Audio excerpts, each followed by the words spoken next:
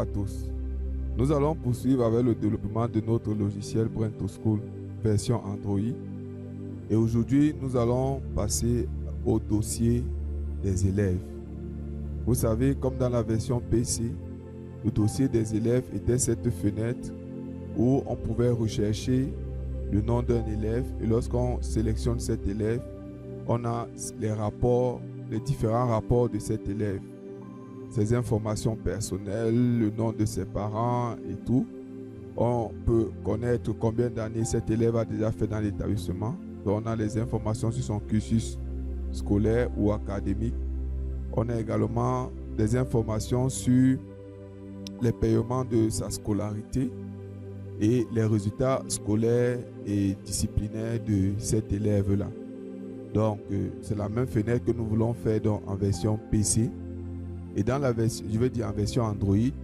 Dans la version PC, cette fenêtre était appelée fenêtre 22.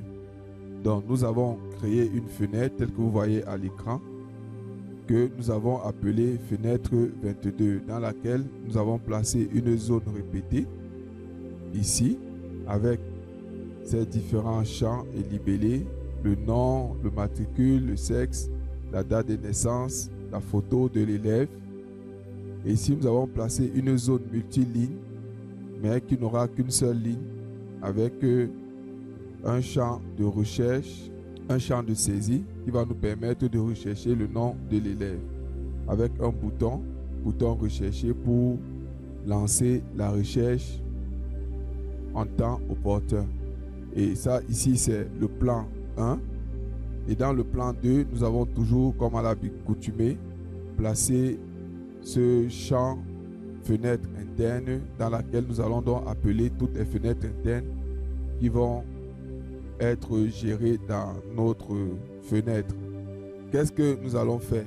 L'utilisateur, quand il entre dans cette fenêtre, il va rechercher le nom de l'élève et à partir d'un certain nombre de caractères, la recherche va se lancer et directement, ou alors il pourra cliquer sur le bouton rechercher.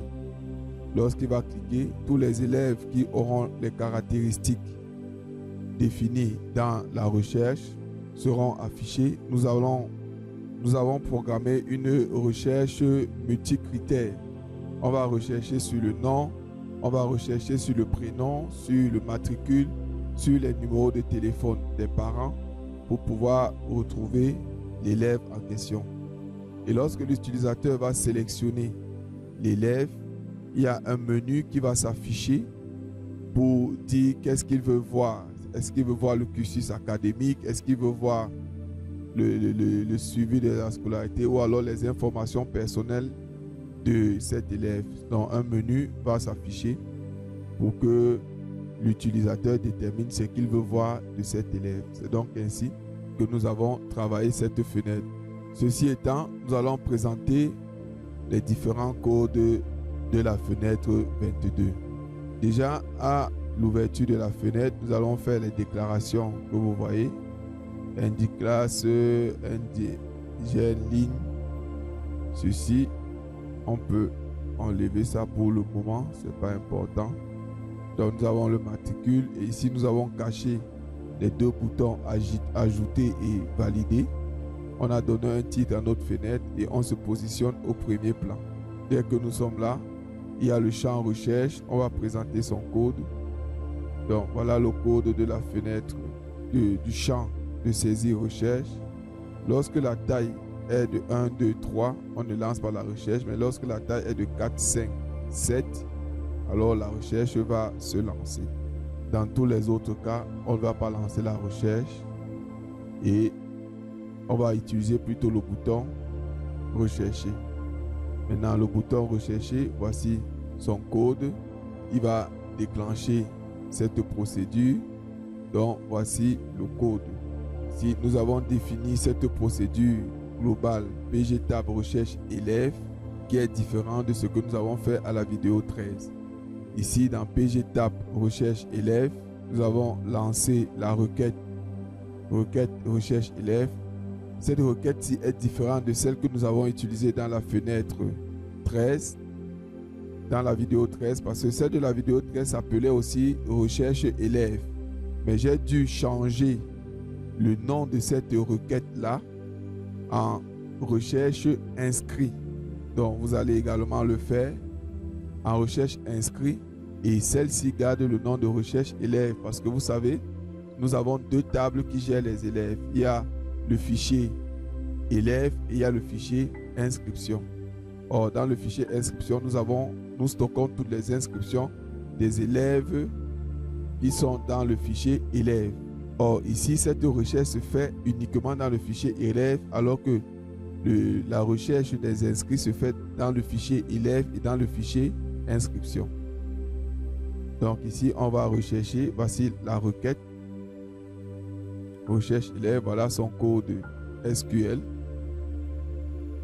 Voilà, vous voyez ici, c'est like. Like, ça veut dire que contient. Et voilà comment cette requête se présente. Si je veux regarder par exemple ici, on va dire contient psearch. Et toutes les variables là, c'est psearch pour qu'on ait ceci. Et dans les conditions, au lieu du et, on met le ou partout.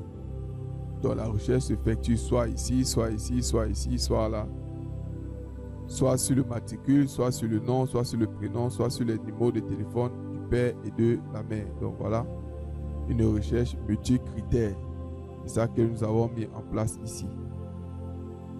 Bien, quand nous ouvrons donc cette requête, lorsqu'on récupère les valeurs de la requête, on parcourt, on définit ce tableau des élèves. Et ici, on définit une instance, on recharge. Fichier vers mémoire, on charge dans l'instance, on charge dans le tableau.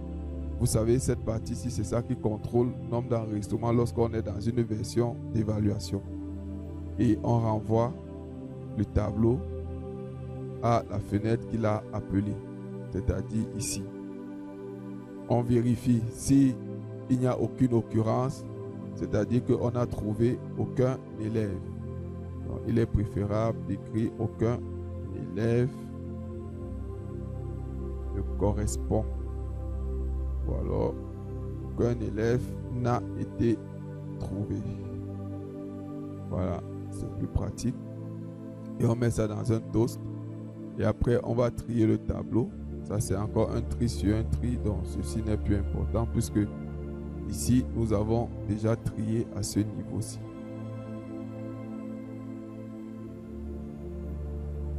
Et là, on parcourt pour remplir notre zone répétée.